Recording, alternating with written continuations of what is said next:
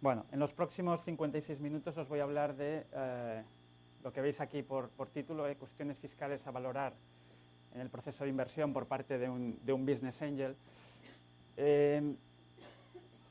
Por introducir un poquito el contenido de la sesión, yo he pensado que quizá lo más claro a efectos expositivos es dividirla en dos partes. Una primera en la que os explicaré el entorno fiscal que tenemos en Cataluña, y en segundo lugar una serie de reflexiones sobre cuestiones de estructuración fiscal de inversiones que son perfectamente aplicables no solo al mundo del business angel, sino en general a cualquier inversor que decide entrar en el capital de una compañía. Por empezar, no por el principio, sino por el medio, os voy a poner esta diapositiva en la cual os cuento un poquito todo inversor qué objetivos tiene, es decir, desde el momento inicial, cuáles son los objetivos desde una perspectiva fiscal que nos planteamos o que nos plantean los clientes a nosotros como asesores fiscales cuando están en el proceso, inmersos en el proceso de decidir si invierten o no en una compañía. El primer objetivo en el momento de la inversión, con ocasión de la inversión, es yo como inversor con alta probabilidad voy a incurrir en costes para poder acometer dicha inversión. Mi objetivo desde el punto de vista fiscal es poder beneficiarme a efectos fiscales de dichos gastos, es decir, deducírmelos. Esos costes son, conceptualmente hablando, pueden tener entrar dentro de dos grandes categorías. La carga financiera, si yo me tengo que financiar para entrar en el capital de una compañía, tendré que pagar intereses y a mí como inversor me interesa que esos intereses sean un gasto deducible en mi fiscalidad personal, ¿vale? Segundo, otros gastos de la operación, es decir, yo si entro en el capital de una compañía me puedo encontrar con gastos pues, de notario, gastos de registrador, comisiones, agentes, abogados, etcétera, ¿vale? Estos gastos me interesará de la misma manera que sean gastos que yo me pueda deducir, desgravar en mi fiscalidad personal. En tercer lugar, aprovechar incentivos fiscales, ¿vale? Hoy vamos a hablar de cuáles son los que tenemos. Veréis que tienen un alcance limitado, lógicamente, en cuanto a importe, pero están ahí, tanto en la ley estatal como en la autonómica. Durante la inversión, objetivos que tenemos, el primero y fundamental, que los rendimientos de la inversión, que son básicamente dividendos e intereses, tengan la menor fiscalidad posible, ¿vale? Y por último, optimización de la retribución del equipo directivo. Con ocasión de la desinversión, mínima tributación de las plusvalías de salida. Segundo, me puede suceder que en una inversión yo tenga una pérdida, ¿vale? Me gustará aprovechármela fiscalmente. En tercer lugar, gastos de la venta, ¿vale? Poder deducirme dichos gastos y, por último, retribución eficiente del equipo directivo. Vale.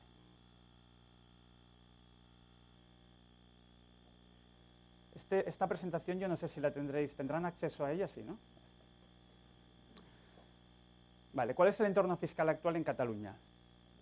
Tenemos en la renta general un tipo marginal máximo del 48%. El estatal es 45%. Sabéis que un tramo del tipo de la escala de gravamen es autonómica. En Cataluña estamos en un tipo marginal que es 3 puntos superior al máximo que prevé la norma estatal, ¿de acuerdo? Este tipo marginal aplica a los tramos de renta por encima de 175.000 euros, ¿vale? Por tanto, estamos en un entorno de fiscalidad, como todos los que vivimos aquí tenemos perfectamente asumido, que estamos en la banda alta dentro del Estado español. En las rentas del ahorro, los tipos aplicables son comunes a todo el Estado. Tenemos un marginal máximo del 23% para rentas del ahorro superiores a 50.000 euros. Por debajo de este 23 tenemos dos tramos. Un primero de 0 a 6.000 euros de 19%, un tramo del 21% entre 6.000 y 50.000 euros y rentas que excedan, rentas del ahorro, recordad, rentas del ahorro son rentas del capital, dividendos, intereses, básicamente, y ganancias o pérdidas de capital. Y el tramo de renta del ahorro que supere los 50.000 euros va a un marginal del 23%, ¿vale? A efectos de la exposición de hoy, vamos a dar por sentado que el tipo, vamos a hablar siempre de tipos del 23%. Vale, ¿qué incentivos fiscales tenemos en Cataluña y en el Estado? Esta es la parte quizá que es más específica del mundo de los business angels, de las empresas de reciente creación. Pero es verdad que es una parte, yo cuando con Uriol hablaba del contenido de la presentación le decía, es que este tema nos va a dar para 10 minutos. Seguramente es un tema que primero se explica rápido y segundo no tiene o no presenta demasiada litigiosidad, la norma es bien clara y yo creo que esto lo podemos explicar rápido, ¿vale? Por eso me detendré 5 o 10 minutos en este asunto y luego la parte quizá más sustancial de la presentación la dedicaremos a cuestiones más estructurales que tienen menos que ver con lo que es el puro incentivo. Tenemos 3 incentivos fiscales para este tipo de inversiones. 2 están en la normativa autonómica, es decir, solamente aplican a las personas que son residentes, personas físicas, residentes fiscales en el territorio de Cataluña, y una tercera que está en la ley estatal, y esa aplica, lógicamente, a las personas residentes aquí, pero también a las residentes en cualquier otra comunidad autónoma. En primer lugar, tenemos una deducción en cuota. Recordad, deducción en cuota quiere decir que me la aplico una vez he aplicado la tarifa del impuesto. El esquema de liquidación del IRPF, yo tengo una base liquidable, le aplico la tarifa, tengo una cuota íntegra, sobre esa cuota íntegra me aplico las deducciones en cuota, ¿vale? La clásica deducción por vivienda de toda la vida, pues en ese tramo de la liquidación del impuesto es donde se sitúan estas 3 deducciones. La primera aplica adquisición de sociedades catalanas. Sociedades catalanas quiere decir sociedades, es decir, entidades con domicilio fiscal y social en Cataluña, ¿vale?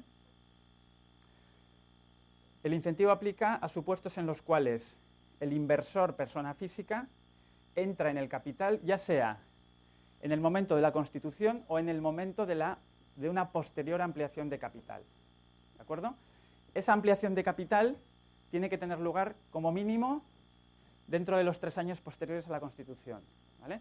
Si yo constituyo una sociedad hoy, o el emprendedor constituye hoy una sociedad y pasan 4 años, si en ese momento se hace una ampliación de capital, la entrada no está bonificada fiscalmente. Tiene que suceder en los 3 primeros años de vida de la compañía. Hay un límite máximo de participación en el capital, que es el 35%. Aplica a empresas pequeñas, y eso la ley lo define con 2, básicamente, condiciones. Primero, que la empresa no cotice en un mercado organizado, ya sea el mercado regulado o el mercado alternativo bursátil, y que su facturación no supere el 1.000.000 de euros. Hay un requisito de mantenimiento de la participación durante como mínimo 3 años, ¿vale? Y el porcentaje de deducción es del 30% con una deducción máxima de 6.000. ¿De acuerdo? Esta deducción, en virtud de una reforma que se introdujo en la ley catalana hace un par de años, se incrementa al 50% con un límite de 12.000 euros si se trata de entidades creadas o participadas por universidades o centros de investigación. ¿De acuerdo? Vale. El segundo incentivo, la segunda deducción, adquisición de sociedades catalanas de nuevo, domicilio fiscal y social en el territorio de Cataluña, cotizadas en el mercado alternativo bursátil. Nuevamente, la ley dice, han de ser dichas inversiones consecuencia de acuerdos de ampliación de capital. En principio, si te lees la norma, no sirve la compra de sociedades cotizadas en el MAP. ¿De acuerdo? Es decir, yo puedo entrar en el capital de una cotizada de 2 maneras, comprando acciones a un socio de dicha sociedad, ¿de acuerdo?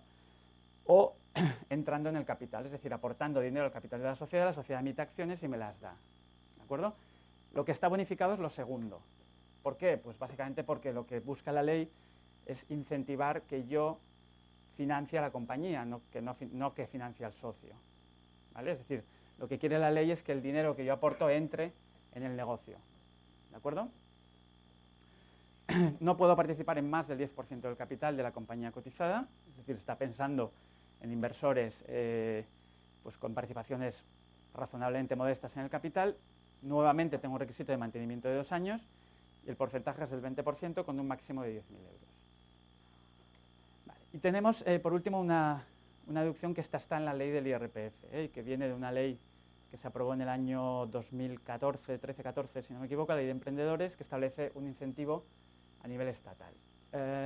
Aplica a suscripción de participaciones en pymes de nueva creación. Por pyme se entiende empresas. Aquí la ley estatal lo condiciona no tanto a la facturación, sino al patrimonio de la compañía. Es decir, cuyos fondos propios no superen 400.000 euros. Nuevamente ha de ser de empresas nuevas o de reciente creación, es decir, que no hayan pasado 3 años desde que se han creado. la participación máxima debe ser del 40% y la deducción es del 20% con un importe máximo de 10.000 euros. Además, la ley dice, no podrán beneficiarse de esta deducción aquellas cantidades que se hayan beneficiado de una deducción equivalente a esta otorgada por la normativa autonómica, ¿vale? Con lo cual nos encontramos con que si en una inversión de una empresa catalana que calificaría para este incentivo nos hemos tomado la deducción catalana, en principio esas cantidades no calificarían para la estatal. Es decir, en otras palabras, no nos podemos dar dos veces la deducción por una misma inversión, ¿vale? Otra cosa importante, el incentivo se complementa con otro, que es que en caso de que yo, una vez he entrado en el capital, he invertido, me he dado la deducción, vendo y obtengo una plusvalía, ¿vale? Esa plusvalía está exenta si yo reinvierto el importe de la venta en empresas que reúnan los mismos requisitos, ¿de acuerdo? Es decir, es una exención por reinversión. Si yo cuando me he salido del capital de esta compañía cojo el dinero y lo reinvierto en una compañía que reúna los mismos requisitos, es decir, que sea una pyme de reciente constitución, con fondos propios hasta 400.000 euros, etcétera, etcétera, esa segunda o esa plusvalía que en principio tributaría en el IRPF queda exenta, ¿de acuerdo? Tengo que asumir un compromiso de reinversión en el plazo de un año. Es un poco como la exención por reinversión de vivienda habitual, que conocéis que está en la ley del IRPF desde hace muchos años. Si yo cojo el dinero y en vez de metérmelo en el bolsillo, lo utilizo para comprarme una nueva casa en la cual yo voy a vivir, eso está exento, ¿de acuerdo? Bueno, pues este mismo incentivo lo tenemos en el marco de las inversiones en empresas de nueva creación, empresas pymes que reúnan estos requisitos. Vale, entonces, a ver, estos incentivos de los que os estoy hablando aplican en el marco del IRPF, ¿vale? Ahora lo que os quería trasladar son algunas reflexiones que con frecuencia salen cuando estamos en presencia de inversiones de este tipo. Entonces, simplemente por situar en 5 minutos, os decía que el entorno fiscal que tenemos en el marco del IRPF es el que os comentaba, marginal máximo del 48, 23 para rentas del ahorro, deducciones las que os he comentado, y en el impuesto sobre sociedades, en España hoy en día, aquí sí que como quizá ya sepáis, la legislación en el marco del IS es exclusivamente estatal. Aquí no veréis deducciones autonómicas porque la competencia para legislar en IS es exclusiva del Estado. Tenemos un tipo general que ahora se ha reducido al 25% y que en los 2 primeros años de vida de una compañía se reduce al 15%. Otra cosa importante que tenemos en nuestra ley que no teníamos hace unos 3-4 años y ahora sí. Un tema importante son los gastos financieros. Es decir, si nosotros tenemos que financiar una inversión o si tenemos que hacer llegar fondos a una compañía, una de las cuestiones clásicas que en el mundo fiscal nos planteamos es, oye, ¿qué podemos hacer con los intereses? ¿Nos generan gastos deducibles? ¿Sí o no? En principio, la respuesta es que sí. Lo que pasa es que desde hace unos años tenemos una serie de restricciones en nuestras leyes fiscales.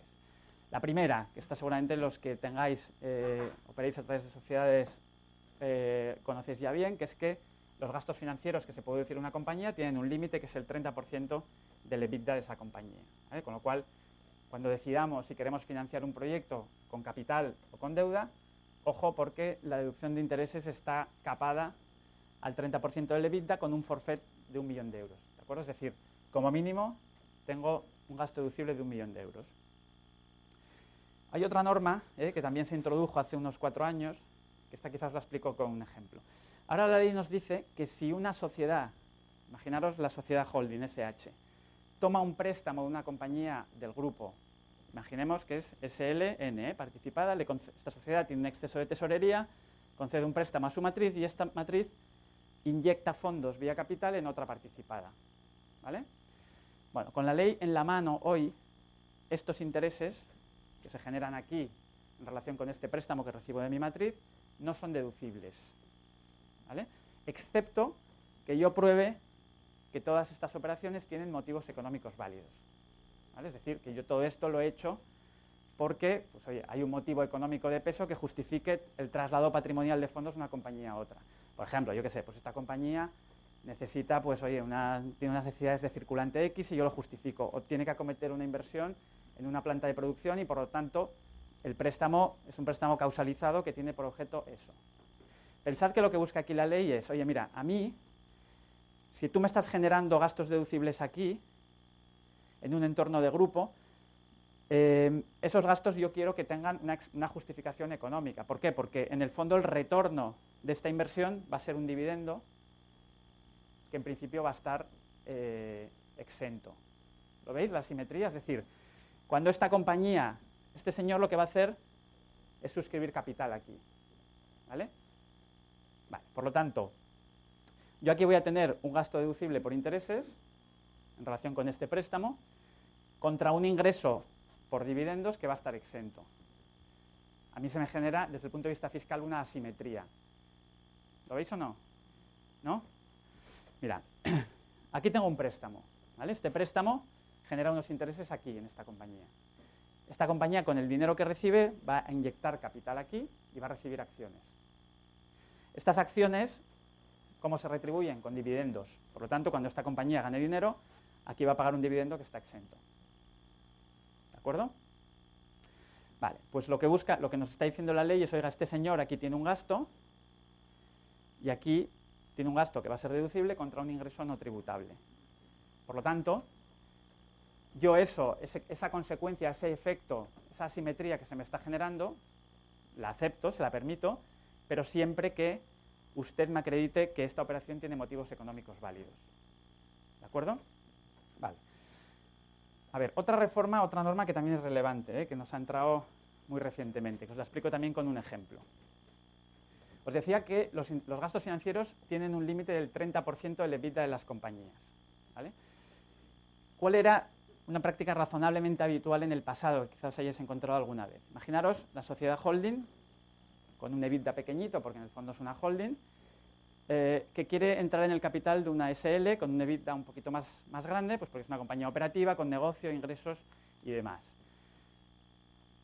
En el pasado, cuando esta compañía adquiría el capital de esta, podíamos hacer dos cosas.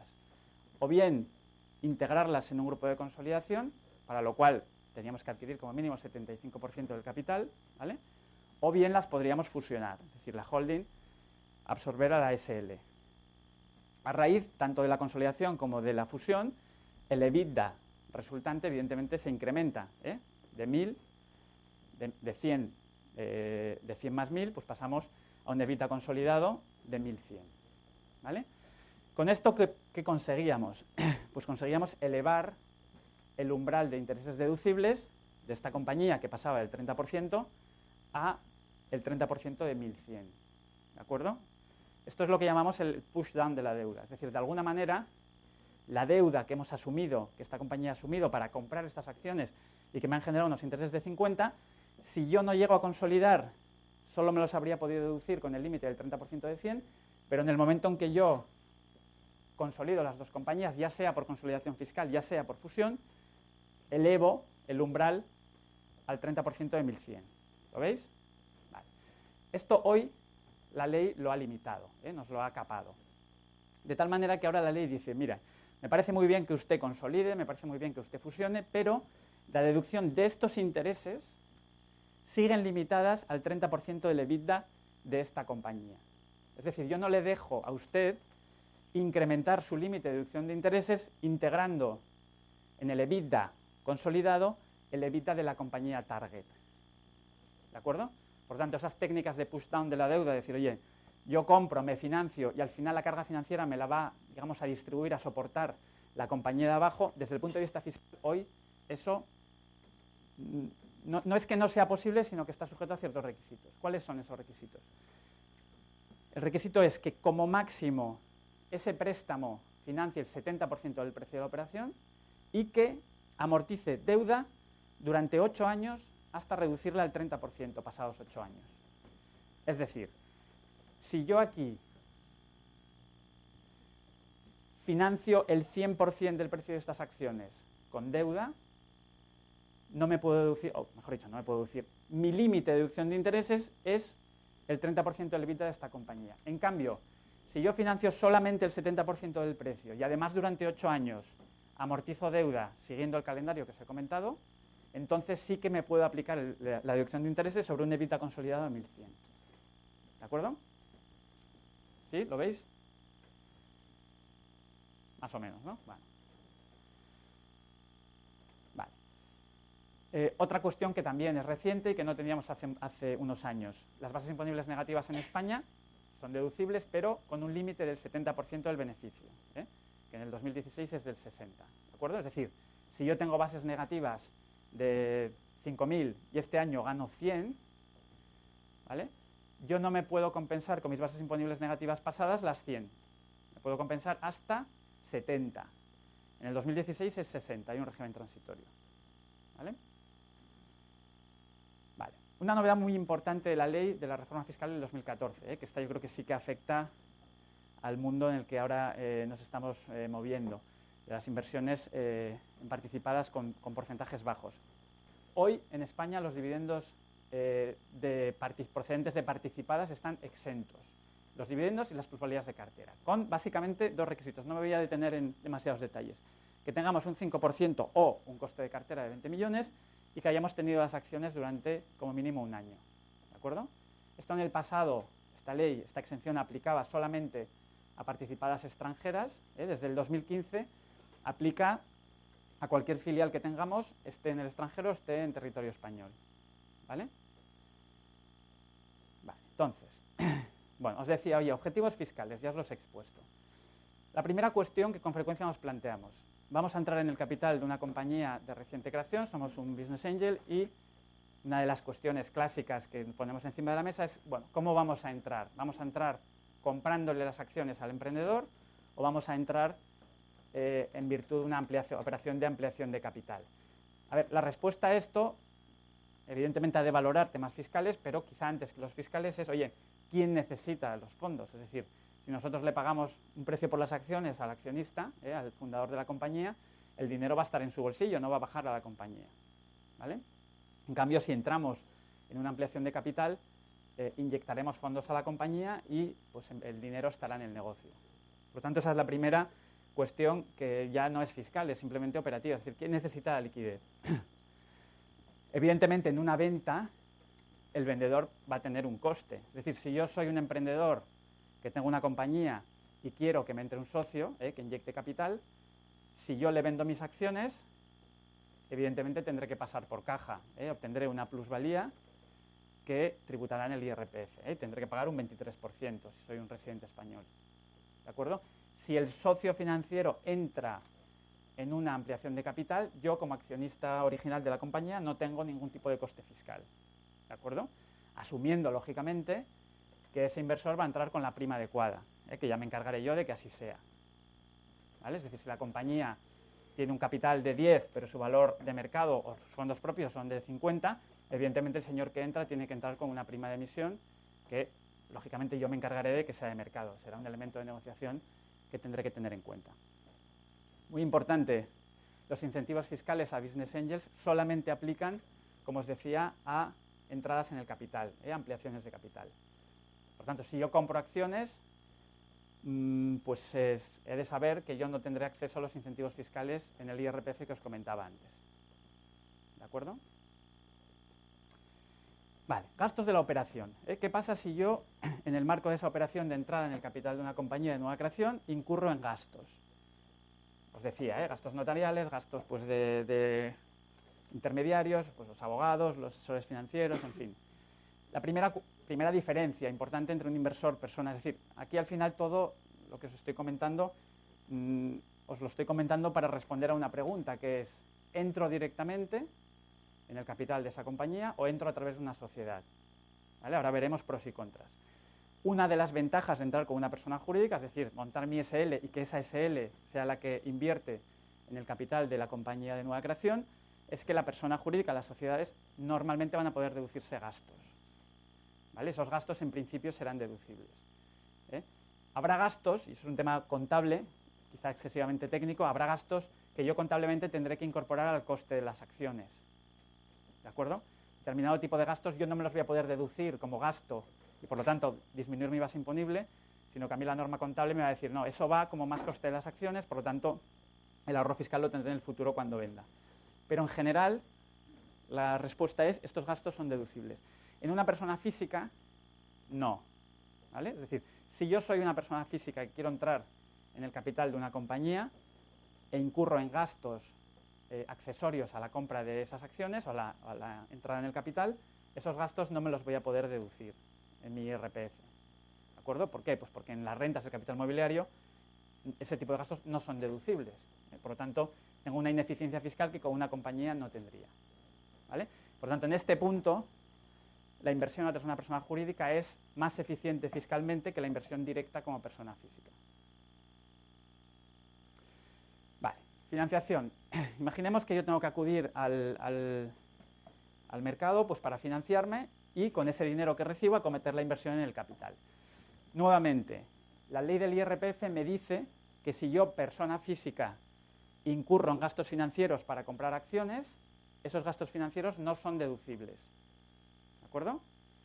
En cambio, si yo, persona física, constituyo una sociedad holding, que será la que compra las acciones de la empresa de nueva o reciente creación, la deuda que entra aquí es fiscalmente deducible, con el límite que os comentaba del 30%, lógicamente, y si yo decido aplicar el régimen de consolidación y no solamente deducirme los intereses aquí, sino poder consolidar resultados y, por lo tanto, reducir las bases imponibles de esta compañía, eso lo puedo hacer, pero nuevamente con ese límite que os decía del 70% del precio de las acciones y de la amortización según el calendario que os comentaba. Es decir, lo que os estoy tratando de trasladar en este dibujito es, si yo constituyo una holding y esta holding pide un préstamo y se financia, ¿vale?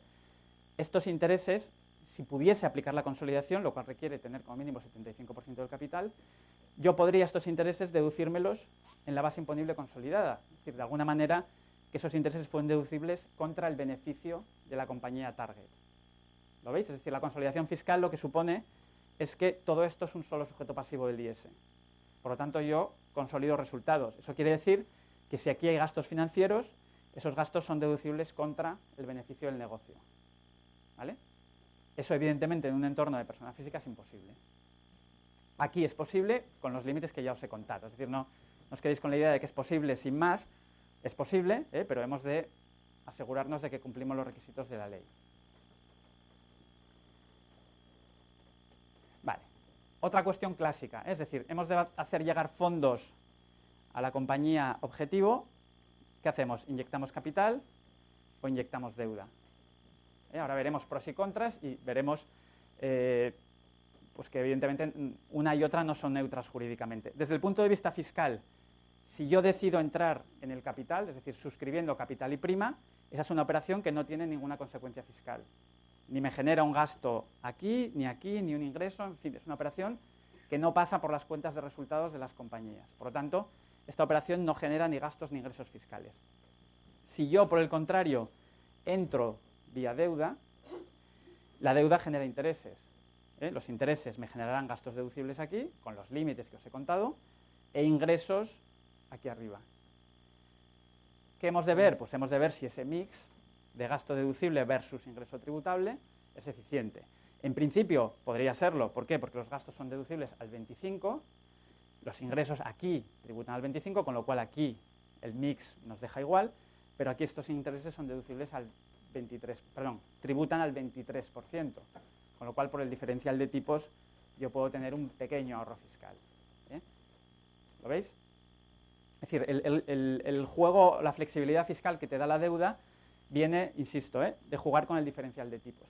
Antes preguntabas qué pasa si el inversor está fuera. Evidentemente, si aquí tenemos una compañía que en vez de estar en España está, pues yo qué sé, me lo invento, en Irlanda, ya sé, ahora apagad el vídeo, que tiene un 12,5% de tributación, pues evidentemente el mix de tributación del ingreso al 12,5% versus la deducción del gasto al 25% me genera una eficiencia fiscal. A nivel consolidado yo me estoy ahorrando impuestos. Ante eso hay 200.000 cautelas en la ley, normas antiabuso y, en fin, muchas cuestiones que habéis de valorar, pero conceptualmente hablando, que os quede clara la idea de que si yo entro con capital, es una operación que es absolutamente neutra a efectos fiscales. Si entro con deuda, puedo arbitrar un poquito el resultado de todo eso en función de los tipos impositivos. ¿De acuerdo? Claro, si yo entro con deuda, diréis, bueno, pues estoy financiando a la compañía objetivo, pero yo no estoy participando en el capital, es decir, no tengo los derechos políticos, no tengo todo aquello que es propio de la condición de accionista, es decir, yo quiero entrar en el capital de esa compañía. Otra alternativa pues, es hacer un mix, capital, una parte de la inyección vía capital, otra parte vía deuda. ¿Qué nos encontramos en cuestiones de entrada de fondos vía préstamo?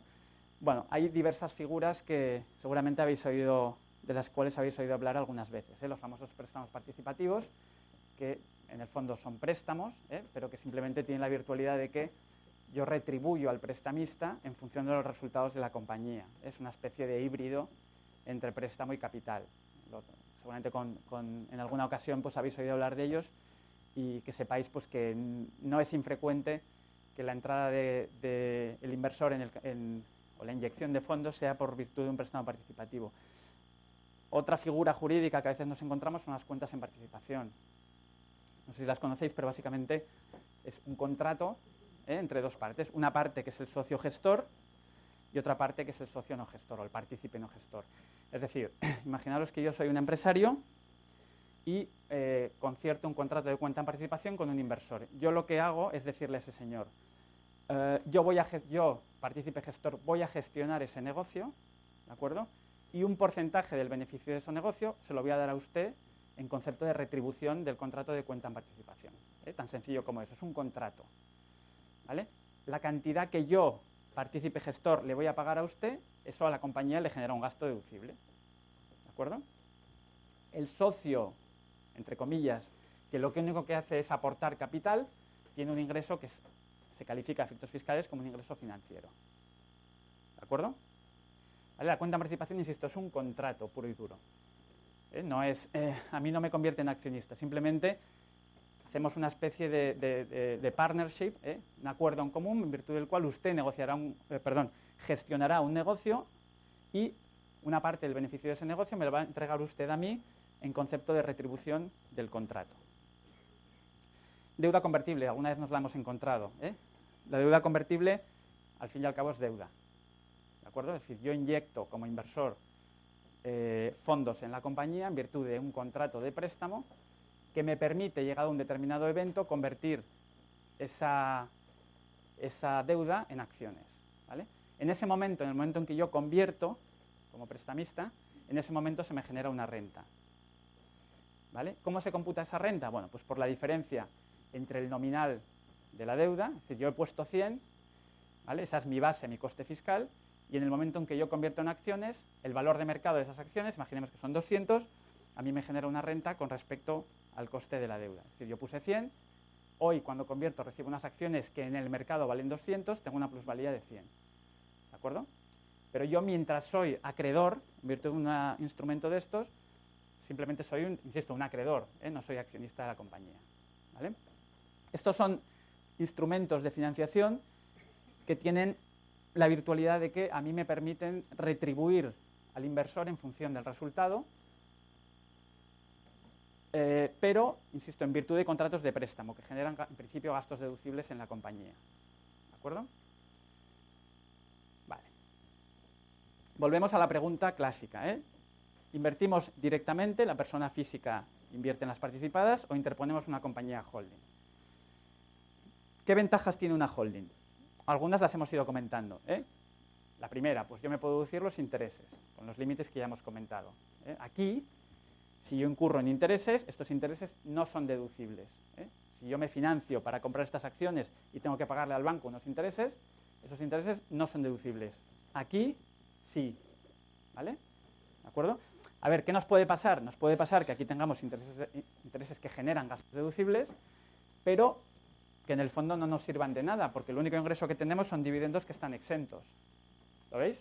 Es decir, si yo aquí tengo un gasto por intereses que le paga un banco, eso está muy bien, porque me los puedo deducir en la base imponible, pero está muy bien en la medida en que eso pueda compensar un ingreso que paga impuestos, que tributa. Si todos los ingresos que me suben aquí son dividendos, que como os voy a contar ahora, o ya os he contado, están exentos, a mí financiarme aquí me sirve de poco. Ahora, puede pasar que yo tenga ingresos que no están exentos. A lo mejor esta compañía, pues yo qué sé, también la utilizo para prestar servicios de consultoría. O para conceder préstamos, que esos sí que generan intereses fiscalmente tributables. Entonces a mí, canalizar la deuda a través de esta holding sí que me interesa. ¿Vale? Deducción de gastos, lo mismo, con una holding yo puedo canalizar, vehiculizar gastos a través de la compañía y deducírmelos. Otra ventaja importante, mover fondos entre filiales. Yo puedo tener compañías que me dan beneficios y compañías que necesitan inyecciones. Imaginaos que esta compañía, pues oye, es una compañía rentable, va pagando dividendos y yo tengo el dinero aquí. Y no lo necesito aquí, también puede pasar. Pues oye, si lo remanso aquí para desde aquí reinvertir, eso es una ventaja que me da una holding. Si yo lo hago directamente, cada vez que pasa por mi bolsillo, esto paga impuestos, ¿vale? Por lo tanto, la ventaja de la holding es que me permite diferir y me permite canalizar fondos entre las participadas. ¿De acuerdo? Tributación de dividendos y plusvalías, nuevamente. Si yo cobro dividendos en este entorno, 23%. Si yo cobro dividendos aquí, 0%. Siempre y cuando tenga el 5% del capital. Si tengo menos del 5%, aquí pago un 25%. ¿De acuerdo? El umbral del 5% es clave. Si no lo tenemos, esto no me aporta nada. Claro, vosotros diréis, vale, aquí no pago nada, pero yo no tengo el dinero.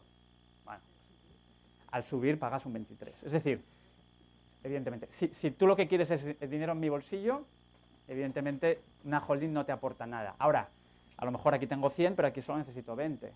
Pues oye, voy haciendo distribuciones y a lo mejor aquí también puedo planificarme sobre cómo subir el dinero. Es decir, a lo mejor puedo financiar al socio con préstamos, reducciones de capital, en fin. Hay cierto juego para que la repatriación de dinero desde la holding hasta el inversor último se pueda hacer por vías fiscalmente eficientes, con caveats y con muchas cuestiones a valorar, pero que dan cierto juego. Es decir, la holding nos da una flexibilidad que sin ella no tendremos, ¿vale? Impuesto de patrimonio es un tema importante. Es decir, en este esquema, la famosa exención de empresa familiar de impuesto de patrimonio, la cual no me voy a extender, es más compleja que en este entorno. En este entorno, si tenemos una compañía, pues yo que sé, la empresa familiar desde la cual canalizamos toda nuestra cartera de inversiones, a los efectos de obtener la exención de IP, de impuesto de patrimonio aquí, es una estructura que permite acceder más fácilmente a esa exención.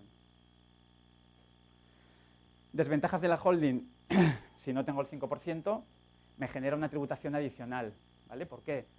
Porque si no tengo el 5%, aquí pago un 23% y punto. Si no tengo el 5%, aquí pago un 25% y luego un 23%, ¿vale? Por lo tanto, si no tengo 5%, pues casi yo invertiría directamente. ¿De acuerdo? Evidentemente, tener una compañía cuesta dinero. Cuesta dinero constituirla y cuesta dinero mantenerla. Hay que llevar cuentas, hay que aprobarlas, hay que pagar a un asesor que nos haga el IS, las cuentas anuales. Y, una muy importante, claro, las deducciones que os he contado solo aplican aquí, no ahí. Las sociedades no tienen deducciones en cuota por invertir en sociedades de nueva creación. Y yo tampoco la tengo por invertir en esta compañía. Es decir, si yo invirtiese directamente sí tendría deducciones. Si invierto a través de una holding no las tengo. ¿Vale? Vale. A ver, ejemplo clásico de holding que en principio está pensada para este tipo de inversiones, las capital riesgo. Supongo que las conocéis, es un tipo de entidad pues, que básicamente tiene un régimen regulatorio especial y que está pensada pues inversiones de cierto volumen. Seguramente el entorno en el que estamos, en el que se enmarca esta sesión, quizá no está pensando en este tipo de esquemas. Una capital riesgo lo que tiene básicamente es una exención de dividendos y plusvalías, que en el fondo no es muy distinto del que yo ya os contaba, ¿de acuerdo? Es decir, hoy en día, con la exención de dividendos y plusvalías que os he contado, que está en el artículo 21 de la ley del IS, no estamos mucho peor de lo que estaríamos con una ECR, con una entidad de capital riesgo. La única ventaja adicional que nos da la entidad de capital riesgo es que aunque no lleguemos al 5%, estamos exentos, ¿de acuerdo? Es decir, yo ahora os decía, las holdings, personas jurídicas, necesitamos el 5% para estar exentos. En un capital riesgo estamos exentos al 99% en las plusvalías y al 100% en los dividendos, aunque no tengamos el 5%. ¿Vale? Pero si entramos en participaciones siempre del 5%, la capital riesgo a mí no me aporta nada. Es más, desde el punto de vista de la gestión, es más complicado gestionar una entidad de capital riesgo que está regulada por la CNMV, que tiene unos requisitos de inversión y diversificación más complejos que una SL no regulada, donde yo puedo hacer y deshacer lo que me dé la gana. ¿De acuerdo? Vale, este es un poco el cuadro que resume lo que hemos ido contando, ¿eh? Es decir, oye, si yo financio vía préstamo, ¿cómo tributan los intereses? Bueno, en personas físicas al 23%, en personas jurídicas, sociedades normales y capital riesgo al 25%.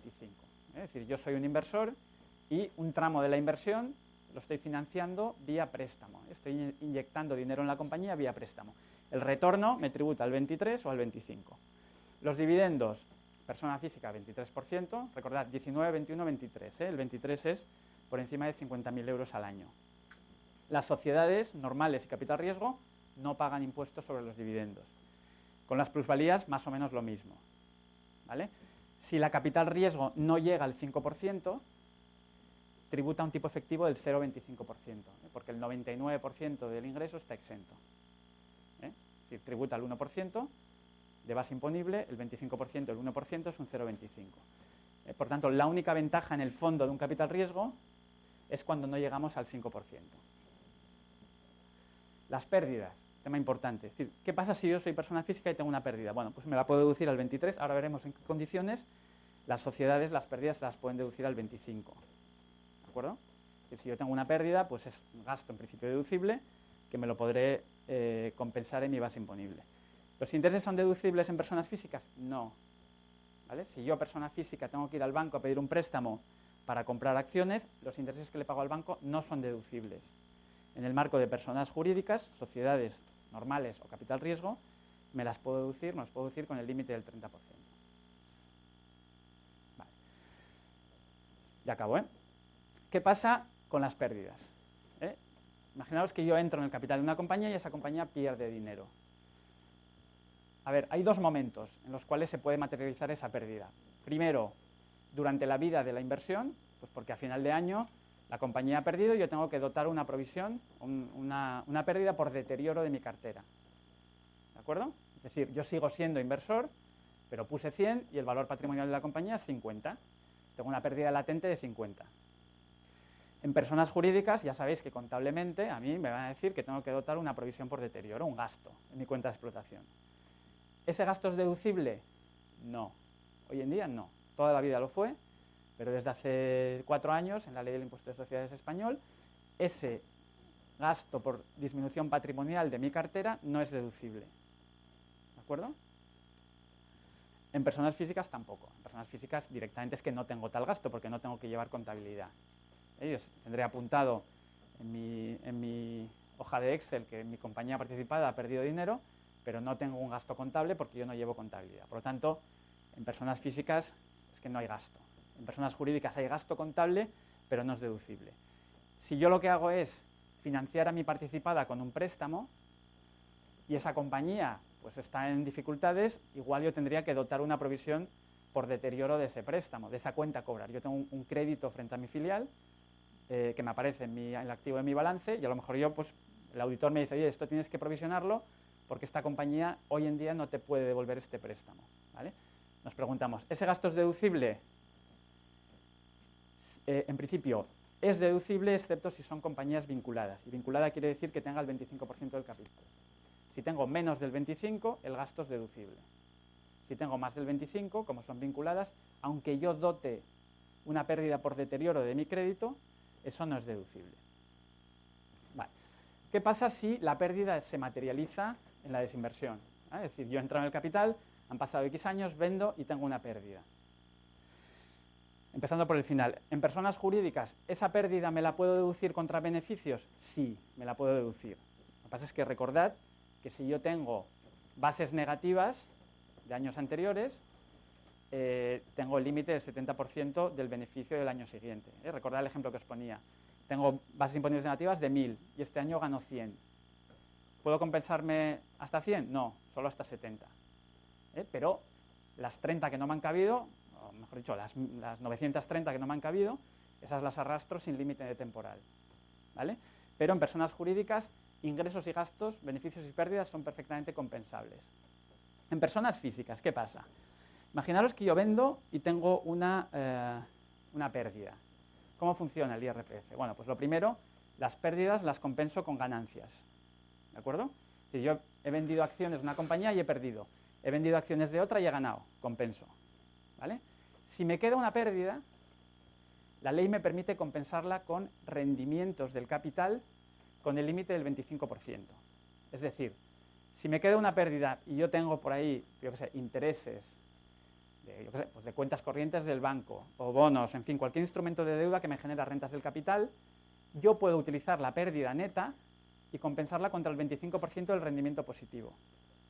En IRPF hay como cajones. Yo tengo el cajón de la parte general, que son el sueldo, rentas de actividades económicas, rentas de alquileres, por ejemplo, eso va a un cajón, y luego tengo las rentas del ahorro, que es el segundo cajón. Pero dentro de este cajón hay subcajones.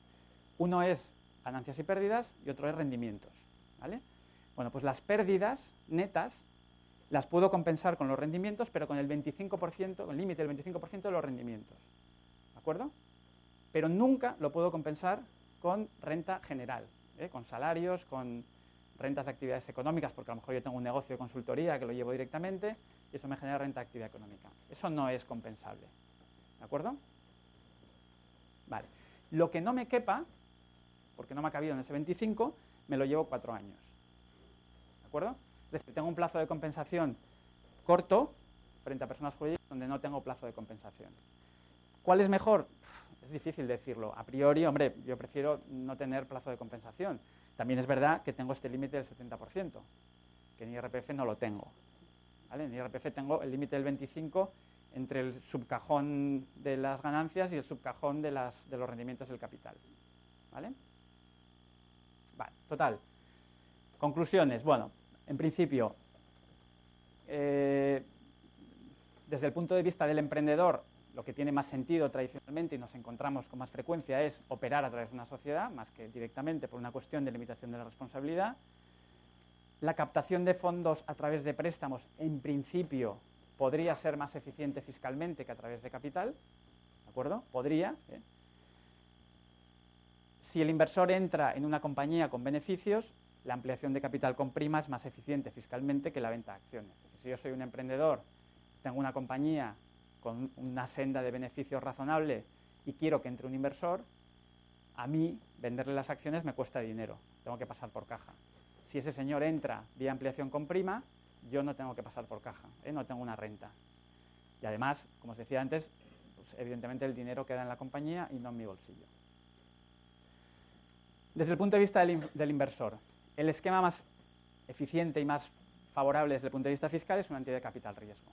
Evidentemente, si una entidad de capital riesgo no funciona o no encaja por volúmenes, pues sin duda, invertir a través de una compañía nos da una serie de ventajas que no son muy distintas de un capital riesgo. En el pasado un capital riesgo era claramente más ventajoso que una sociedad normal.